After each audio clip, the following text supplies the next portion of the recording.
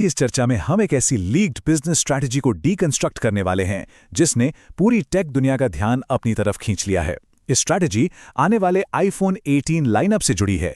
तो चलिए बिना वक्त जाया किए इस सोची समझी प्लानिंग की गहराई में उतरते हैं और देखते हैं कि आखिर एप्पल के दिमाग में चल क्या रहा है। शुरुआत एक ऐसे सवाल से करते हैं जो शायद सुनने में काफी अजीब लगे। आखिर एप्पल का सबसे महंगा स्मार्टफोन यानी आईफोन 18 प्रो सबसे स्मार्ट बाय या बेस्ट वैल्यू ऑप्शन कैसे हो सकता है? आमतौर पर entry level phones he best value for money होते हैं, राइट? लेकिन इन रीसेंट लीक्ड रिपोर्ट्स की माने तो इस बार कहानी बिल्कुल उलट होने वाली है। यही आज के इस एक्सप्लेनर का सबसे बड़ा पैराडॉक्स है।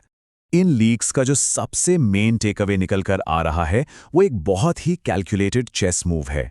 बेसिकली एक ऐसी स्ट्रैटेजी जहां कंपनी स्टैंडर्ड बायर्स को बिना एक्सप्लिसिटली फोर्स किए नेचुरली प्रीमियम टियर की तरफ पुश करना चाहती है। ऐसा लगता है जैसे सिचुएशन कुछ इस तरह क्रिएट की जाएगी कि बायर्स को खुद ये लगेगा कि महंगा फोन लेना ही ज्यादा समझदारी का काम है। तो आइए सबसे पहले इस प्राइसिंग पैराडॉक्स को ही समझते हैं। आखिर कॉस्ट और प्राइस का ये पूरा चक्कर क्या है? देखिए, मैन्युफैक्चरिंग कॉस्ट को एप्पल कैसे हैंडल कर रहा है ये जानना बहुत ज़रूरी है। एनालिस्ट रिपोर्ट्स बताती हैं कि इस वक्त पूरी स्मार्टफोन इंडस्ट्री एक बहुत बड़ी प्रॉब्लम फेस कर रही है। रैम और स्टोरेज कंपोनेंट्स की प्राइसेस लगातार बढ़ रही हैं। इसका सीधा सा मतलब ये है कि किसी भी नए फ़ोन को बनाने का खर्चा अब पहले से कहीं ज़्यादा आ रहा है। हर छोटी बड़ी कंपनी इस बढ़ते कॉस्ट का प्रेशर फील कर रही है। अब यहाँ पर बाकी इंडस्ट्री का रिएक्शन देखिए।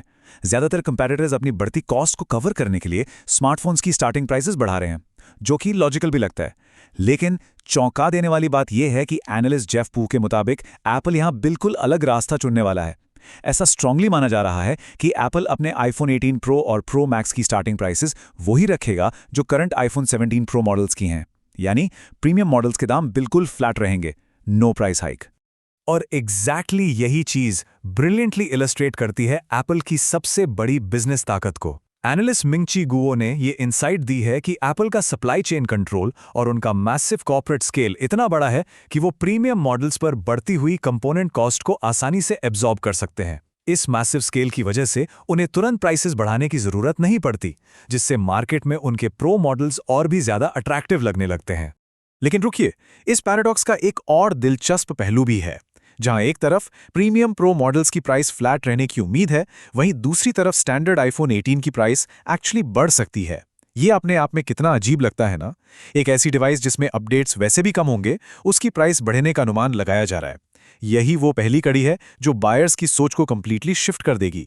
चलिए अब इस स्ट्रैटेजी के दूसरे सबसे इंपॉर्टेंट पिलर पर आते हैं, द स्प्लिट टाइमलाइन।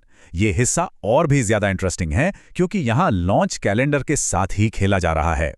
अगर हम फोर्ब्स और ब्लूमबर्ग की रिपोर्ट्स को देखें तो ट्रेडिशनल कैलेंडर को मैनिपुलेट करके एक स्टैगर्ड रिलीज डेट प्लान की जा रही है।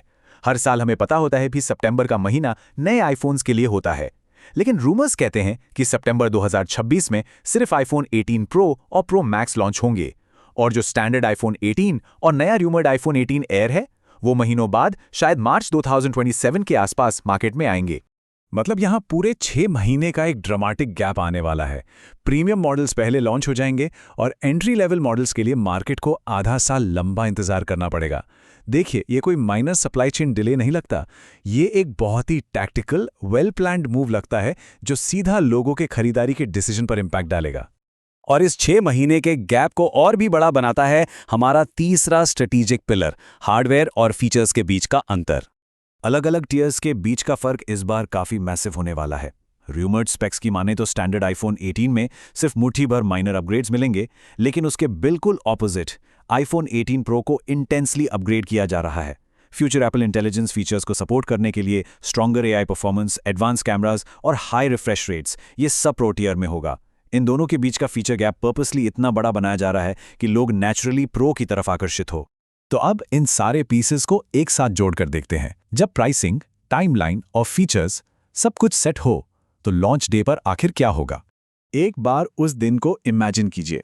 एक ट्रेडिशनल अपग्रेडर का साइकोलॉजिकल प्रोसेस कुछ इस तरह काम करेगा। स्टेप 1, हर साल की तरह सितंबर में नया फोन लेने की पूरी तैयारी है। स्टेप 2, इवेंट वाले दिन अचानक पता चलता है कि पसंद का एंट्री लेवल स्टैंडर्ड आईफोन 18 तो लॉन्च ही नहीं हुआ। और फिर आता है स्टेप 3, जहां मजबूरन उन ऑप्शंस को रीवैल्यूएट करना पड़ता है जो उस वक्त अवेलेबल हैं। और यहीं से शुरू होती है एक क्लासिक बायर्स डिलेमा। उस वक्त सिर्फ 3 ही रास्ते बचेंगे। पहला, 1 साल पुराना आईफोन 17 सीरीज खरीद लिया जाए, जो कि स्मार्ट नहीं लगता। दूसरा, नए स्टैंडर्ड आईफोन 18 के लिए पूरे 6 महीने का वेट किया जाए, जो कि बहुत लंबा टाइम है। और तीसरा ऑप्शन है कि थोड़े से एक्स्ट्रा पैसे लगाएं और सीधा आईफोन 18 प्रो ले लें। देखा आपने, flat pricing, delayed entry models और बड़ा फीचर गैप, ये सब मिलकर ऑटोमेटिकली प्रीमियम ऑप्शन को सबसे बेस्ट चॉइस बना देते हैं। यही इस पूरी स्ट्रैटेजी का सबसे क्रूशियल मास्टर स्ट्रोक है। एक ऐसी डिवाइस जो पहले सिर्फ एक महंगी लग्जरी मानी जाती थी, उसे अब सबसे लॉजिकल और वैल्यू फॉर मनी परचेज के रूप में रीफ्रेम कर दिया गया है। जब बेसिक मॉडल की प्राइस बढ़ रही हो और उसके लिए इंतजार भी करना हो, तो बेटर फीचर्स के साथ सीधा प्रो मॉडल लेना ही डेफिनेटली स्मार्टर बाय लगने लगता है।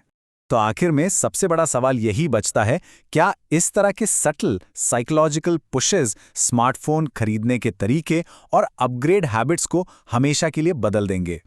एक बिजनेस स्ट्रैटेजी के नजरिए से देखें तो ये कितना ब्रिलियंट कदम है, ये आने वाला वक्त ही बताएगा। कंज्यूमर साइकोलॉजी का ये नया दौर वाकई काफी फैसिनेटिंग है और इस पर ध्यान देना बनता है। आज की इस चर्चा में बस इतना ही, फिर मिलेंगे एक नए एक्सप्लेनर के साथ।